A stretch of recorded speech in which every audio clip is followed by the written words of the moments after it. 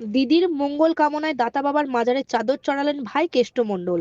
দ্বিতীয় জন্মদিন গেল, তাই মেয়ে সুকন্যা মণ্ডলকে নিয়ে পাথরচাপড়ি দাতা বাবার মাজারে চাদর চড়ালেন এসআরডি এর চেয়ারম্যান তথা বীরভূম জেলা তৃণমূল কংগ্রেসের সভাপতি অনুব্রত মণ্ডল। ঝিল মুক্তির পর বীরভূম জেলার বিভিন্ন ধর্মীয় স্থানে গিয়ে মঙ্গল কামনা করেছেন।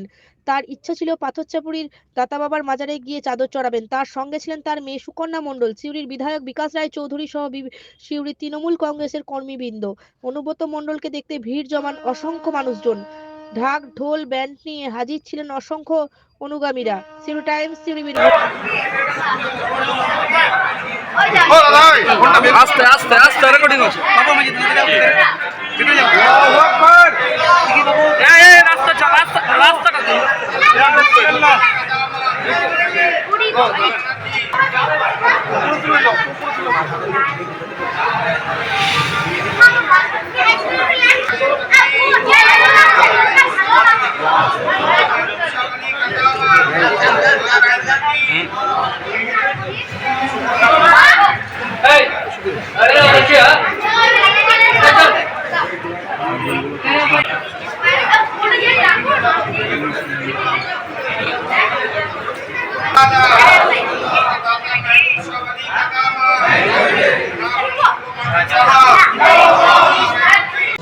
আমি আসার পর আসি নাই, আমার মেয়েকে নিয়ে দাদা বাবার কাছে এলাম।